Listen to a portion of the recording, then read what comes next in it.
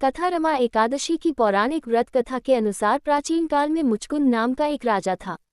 उसकी इंद्र के साथ मित्रता थी और साथ ही यम, कुबेर, वरुण और विभीषण भी उसके मित्र थे।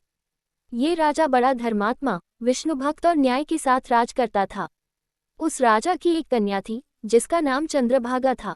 उस कन्या का विवाह चंद्रसेन के पुत्र शोभन के साथ हुआ था। एक समय वह शोभन ससुराल आया। उन्हीं दिनों जल्दी ही पुण्यदायिनी एकादशी रमा भी आने वाली थी।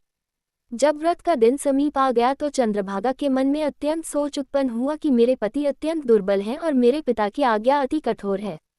दशमी को राजा ने ढोल बजवा कर सारे राज्य में ये घोषणा करवा दी कि एकादशी को भोजन नहीं करना चाहिए। ढोल की घोषणा सुनते ही शोभन को अत्यंत चिंता हुई और अपनी पत्नी से कहा कि हे प्रिय, अब क्या करना चाहिए? मैं किसी प्रकार भी भूख सहन नहीं कर सकूंगा। ऐसा उपाय बताओ कि जिससे मेरे प्राण बच सके, अन्यथा मेरे प्राण अवश्य चले जाएंगे। चंद्रभागा कहने लगी कि हे स्वामी, मेरे पिता के राज्य में एकादशी के दिन कोई भी भोजन नहीं करता।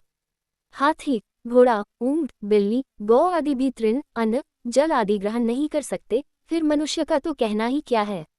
यदि आप भोजन करना चाहते हैं तो किसी दूसरे स्थान पर चले जाए, क्योंकि यदि आप यहीं रहना चाहते हैं तो आपको अवश्य व्रत करना पड़ेगा। ऐसा सुनकर शोभन कहने लगा कि हे प्रिय, मैं अवश्य व्रत करूंगा, जो भाग्य में होगा वह देखा जाएगा। इस प्रकार से विचार कर शोभन ने व्रत रख लिया और वह भूख व प्यास से अत्यंत पीड़ित होने लगा। जब सूर्य नारायण अस्त हो गए और रात्रि को जागरण का समय आया, जो वैष्णवों को अत्यंत हर्ष देने वाला था, परंतु शोभन के लिए अत्यंत दुखदायी हुआ। प्रातःकाल होते शोभन के प्राण निकल गए। तब राजा ने सुगंधित काष्ठ से उसका दाह संस्कार करवाया, परंतु चंद्रभागा ने अपने पिता की आज्ञा से अपने शरीर को दग्ध नहीं किया और शोभन की अंत्येष्टि क्रिया के बाद अपने पिता के घर में ही रहने लगी। रमा एकादशी के प्रभाव से शोभन को मंद्राचल पर्वत पर धन धान्य से युक्त तथा शत्रुओं से रहित एक सुंदर देवपुर प्राप्त हुआ। वह अत्यंत सुंदर रत्न और वैदुर्यमणि जटित स्वर्ण के खंभों पर निर्मित अनेक प्रकार की स्फटिक मणियों से सुशोभित भवन में बहुमूल्य वस्त्राभूषणों तथा छत्र व चंवर से विभूषित, गंधर्व और अप्सराओं से युक्त सिंहासन पर आरूढ़ ऐसा शोभायमान होता था मानो दूसरा इंद्र विराजमान हो। एक समय मुचुकुंद नगर में रहने वाले एक सोम शर्मा नामक ब्राह्मण तीर्थयात्रा करता हुआ घूमता घूमता उधर जा निकला और उसने शोभन को पहचान कर कि यह तो राजा का जमाई शोभन है, उसके निकट गया। शोभन भी उसे पहचान कर अपने आसन से उठकर उसके पास आया और प्रणामादि करके कुशल प्रश्न किया। ब्राह्मण ने कहा कि राजा मुचुकुंद और आपकी पत्नी कुशल से हैं। नगर में भी सब प्रकार से कुशल हैं, परंतु हे राजन, हमें आश्चर्य हो रहा है। आप अपना वृतांत कहिए कि ऐसा सुंदर नगर जो न कभी देखा न सुना, आपको कैसे प्राप्त हुआ। तब शोभन बोला कि कार्तिक कृष्ण की रमा एकादशी का व्रत करने से मुझे यह नगर प्राप्त हुआ, परंतु यह स्थिर है। ये स्थिर हो जाए ऐसा उपाय कीजिए। ब्राह्मण कहने लगा कि हे राजन, ये स्थिर क्यों नहीं है और कैसे स्थिर हो सकता है, आप बताए, फिर मैं अवश्य में वह उपाय करूंगा। मेरी इस बात को आप मिथ्या न समझिए। शोभन ने कहा कि मैंने इस व्रत को श्रद्धा रहित होकर किया है, अतः ये सब कुछ अस्थिर है। यदि आप मुचुकुंद की कन्या चंद्रभागा को ये सब वृतांत कहें तो ये स्थिर हो सकता है। ऐसा सुनकर उस श्रेष्ठ ब्राह्मण ने अपने नगर लौटकर चंद्रभागा से सब वृतांत कह सुनाया। ब्राह्मण के वचन सुनकर चंद्रभागा बड़ी प्रसन्नता से ब्राह्मण से कहने लगी कि हे ब्राह्मण, ये सब बातें आपने प्रत्यक्ष देखी है या स्वप्न की बातें कर रहे हैं।